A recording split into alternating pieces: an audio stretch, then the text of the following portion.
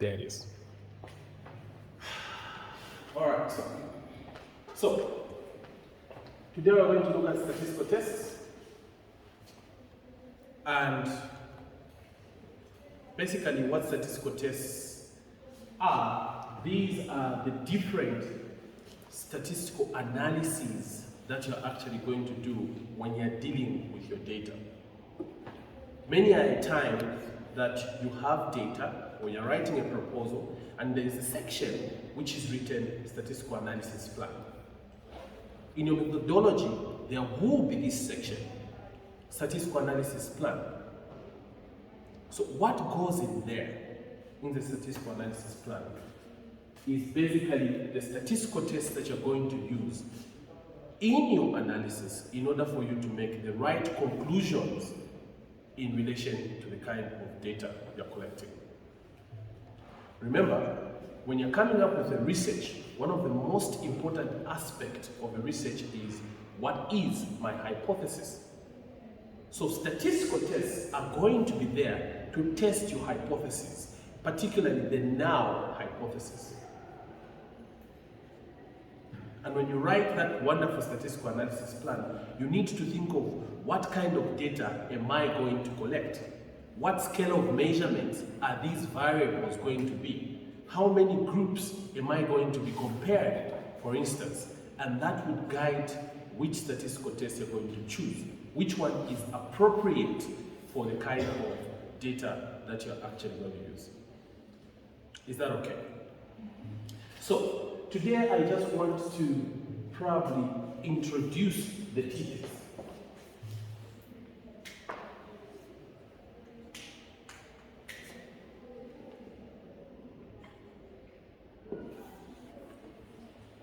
What I'm going to do today is probably not go into the nitty-gritties of how do you come up with the t-test, how does the computer go ahead into the nitty-gritties and the t-distribution and things like that. This is something that you can go ahead and read about, but I think today I want to just introduce you to the t-test to tell you when do you use the t-test, what kind of data do you use the t-test on.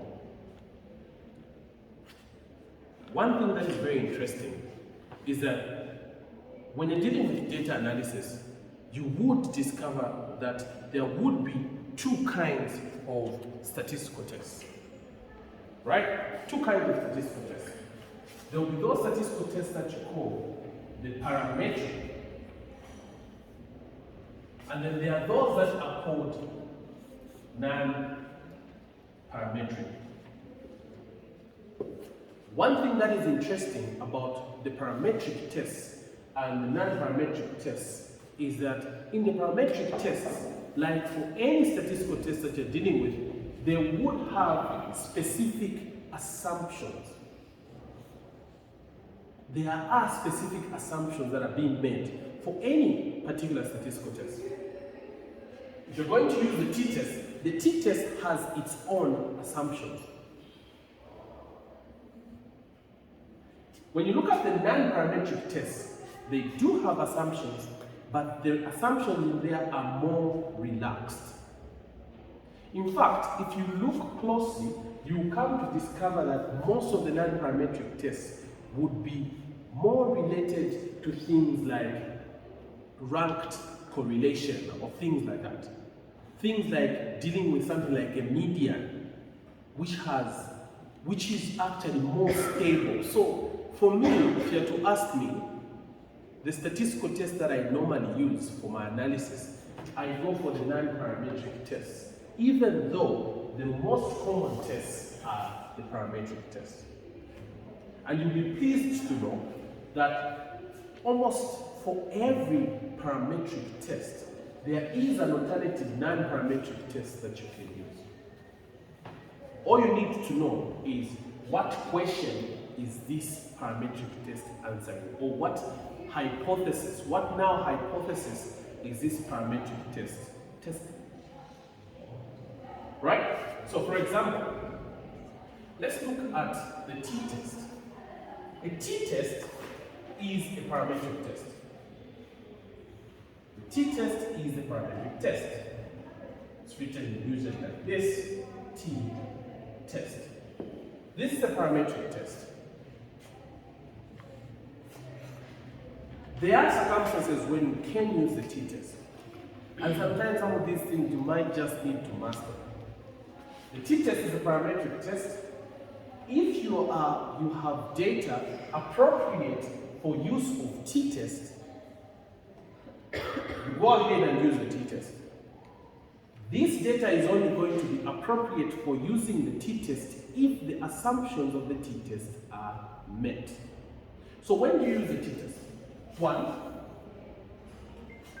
you use the t-test when basically all of the following are actually met. When you are comparing two groups, you have two groups, and these two groups are basically the two exposure groups. You have two exposure groups, male versus female, yes versus no, diseased versus no disease, drug A versus drug B. That's the exposure part. Then the second part is that you should have a continuous outcome. So you are comparing this continuous outcome between two groups. So you're asking a question such as, is there a difference in age, which is the outcome, between persons that were exposed to one of the two groups, drug A and patients that were exposed to drug B? Was there a difference in age at the beginning of the study? Do you get the sense? The outcome is continuous. And the exposure, drug A or drug B, is binary. Is that clear? You have two groups. This t-test, which I'm talking about, is usually referred to as, it comes in many ways. It would be referred to as the unpaired t-test or independent sample t-test, or it would be called the student's t-test. Student's t-test. Well, students not like you, but student apparently came from the name of the guy who came up with this t-test. So the name was students. Could be like Freeman's t-test, right? Fisher's exact test. So student's t-test. The student's t-test is actually used when you have two groups that you're comparing, and what you're comparing is the continuous variable. For instance, you're trying to compare the age between persons that were exposed to drug A and persons that were exposed to drug B. Is that clear? This is when the t-test becomes appropriate. Two groups and a continuous variable. The outcome should be continuous, the exposure should be binary. So when you're coming up with a statistical analysis plan, and then you discover that you are actually going to make a comparison in a continuous outcome between two independent variable groups, you know that the t-test would be likely a statistical test that you should use. Is that clear?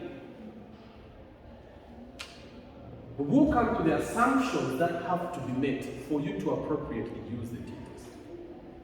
But you should know that the kind of data that the t-test is used for is when you have two groups. So for example, we could give many examples. I think one of the classical examples I should use is the example that we were using where we were trying to compare the ages at which girls and boys begin school, right? That's a good example. So we can say girls, and then we say boys. These are two independent groups. We are trying to carry out the research to determine which of the two starts school early, right? So you will have a group of girls and a group of boys. And then you're saying, you go out to carry out a research to determine whether there is a difference between the age at which boys and girls start school, right? You're testing the null hypothesis that there is no difference between the age at which boys and girls start school, so that you answer the question which you are probably thinking behind your head, your hypothesis, which was that, well, girls probably start school earlier because they are cleverer than boys when they are younger, or their mind develops faster than boys when they are younger. Probably this is what you were thinking, right? And then you carry out a research using the age at which the girls and the boys start their preschool to determine who starts school earlier and who is cleverer earlier between the boys and the girls. Do you get the sense? In a circumstance like this, where you have two groups and you're trying to compare an outcome such as age, a t-test is an appropriate test. So what this will do is that what you're going to have is that you go ahead, you find a population, or maybe you go to a number of schools, you randomly select girls and boys, right? And once you've done this, you check the age at which they started school. So let's say girl number 1 started at 3.2, number 2 started at 4.1, 3 started at 2.3, 4 started at 5.6, 5 started at 3.1, 6 started at, say, 2.9 years old, right? And then you have a whole population. It's a whole huge population. Maybe you have 500, up to 500, who started at a certain age. This is what is going to be the case when you collect your data. The next group is going to be the group for boys, right? So you say, boy number 1 maybe started at 3.3, number 2 maybe 3.6, number 3, 5.8, 4, 6.1, 5, 3.1, 6, 2 years, 7, maybe 3.1, and it continues up to how many you manage to select. You should know it's not only when you have an equal number of participants in each group that you can use the t-test. It is possible that you could have 500 here, you could have usually above 30, you could have something like, say, 200, 250 or anything in this other group, but you can actually well compare these two groups as long as this sample size you have used is effective. So let's say you have 412, boy number 412 as the last boy, right? So you have your observations here. These are the observations, and these are the observations for the girls. And then now you are asking the question, is there a difference between the age at which the girls start school from the age at which boys start school? This is one classical situation in which it is possible for you to use the t-test. Is that okay? Here, the outcome is age. The exposure is the sex, right? If a child is exposed to a certain sex, does it explain the age at which they will start school? Probably being the question. By a child being boy and the child being girl, does that explain the age at which they will start school? Does the sex explain the outcome age? That's the question. You get the sense? So this is an example in which you can use a t-test. And how do you do this? You and I talked about how you come about